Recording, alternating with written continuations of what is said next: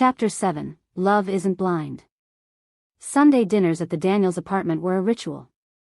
The table always groaned under the weight of food, macaroni baked golden on top, collard greens seasoned just right, fried chicken crisp enough to snap.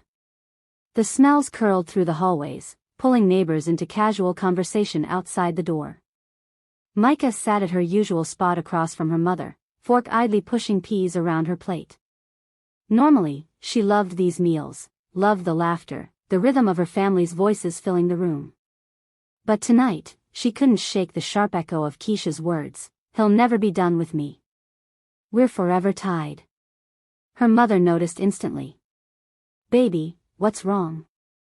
You barely touched your plate." Micah forced a smile. "Just, tired. Long week." Her older brother Malik leaned back in his chair, smirking. "Tired, huh? Or distracted?" Micah shot him a look. "What's that supposed to mean?" Malik raised his brows. "Word around the block is you've been hanging with that rapper boy. Dirty Red, right?" Her stomach dropped. "How do you even know about that?" "People talk," Malik said simply, scooping more greens onto his plate. "And you ain't been around much lately. Connect the dots." Their mother's eyes sharpened. "Micah, is this true? You seeing some rapper?" Heat crept up Micah's neck. "His name's Josh. And he's not just some rapper. He's real. He's a father, he's working, he's..." "A father?" her mother interrupted, fork clattering against the plate. Micah swallowed hard. "Yeah. He has a daughter." Silence fell heavily over the table. Her mother's lips pressed thin. "Micah, you're 21. You're in college. You have your whole future ahead of you. Why would you tie yourself to someone who already has that kind of responsibility?" Micah clenched her jaw. "Because he's more than that. He's what?" Malik cut in. "You think he's gonna be able to give you the kind of life you're working for? You think he's gonna be at your graduation, proud, while he's out here chasing stages and fighting with his baby mama?" Her chest burned, anger sparking. "You don't know him as I do." "That's exactly the point," her mother said firmly. "You don't know him.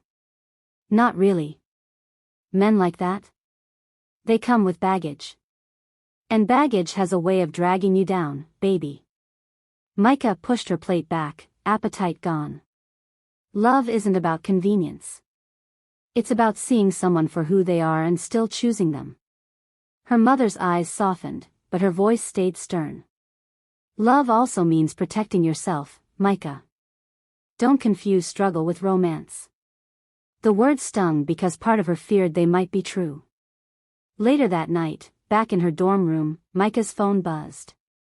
A text from her roommate, Tasha. "Girl, you at dinner? Heard something I gotta tell you." Micah sighed, typing back, "What now?" Tasha didn't text. She called. "Listen," Tasha said as soon as Micah picked up. "One of my cousins was at that bar last night. She said Josh's baby mama made a scene. Like, a loud scene." Micah closed her eyes. "Yeah. I was there." Tasha whistled low. "And you still with him?" "It wasn't his fault," Micah said quickly. "Keisha's, she's complicated. But Josh was solid. He made it clear I'm not just some side thing." "Micah." Tasha's voice softened. "I love you, but you're playing with fire. You're book smart, but your heart? It's reckless. You think you can handle all that? A daughter, an ex, a man grinding in a cutthroat industry? That's not a fairy tale. That's drama." "I know it's not a fairy tale," Micah snapped. "I don't want perfect. I want real." Tasha was quiet for a beat. "Then be ready for the pain that comes with it. 'Cause real love? It costs." Hours later, Micah sat by her window, notebook open, city lights flickering like restless stars outside. Her pen hovered, then bled across the page.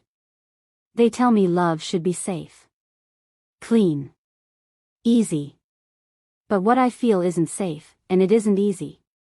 It's messy, loud, complicated. And maybe that's why it feels alive. Because love isn't blind, it sees every flaw, every scar, every broken piece. And it still chooses to stay. Her hand trembled as she set the pen down. She thought about Josh, about the way he carried Bay on his hip, about the way his voice cracked when he talked about not running. She thought about Keisha's sharp smile, her mother's warning, and Tasha's concern.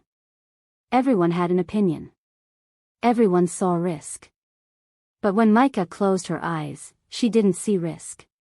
She saw Josh's eyes under that streetlight, steady and unguarded. I don't run from what I love, he had said. Maybe that was enough. Meanwhile, across town, Josh sat on the edge of his bed, Bay asleep in the next room. Dre lounged nearby, rolling a blunt, eyes squinting at him. You told her about Keisha? Dre asked. Josh exhaled. Not everything. Just what she saw. Dre shook his head. You better be careful, 'cause girls like Micah, they don't usually stick when the drama hits heavy. Josh looked down at his hands, calloused from work, ink-stained from scribbled verses. She's not like other girls. Dre smirked. That's what every man says right before it blows up. Josh didn't answer. He just reached for his notebook, flipping to the line he'd written days before. She writes to breathe, I rap to fight, different rhythms, same night. He underlined it twice. Because for the first time in his life, he wanted to believe in something lasting. Even if the world thought he didn't deserve it.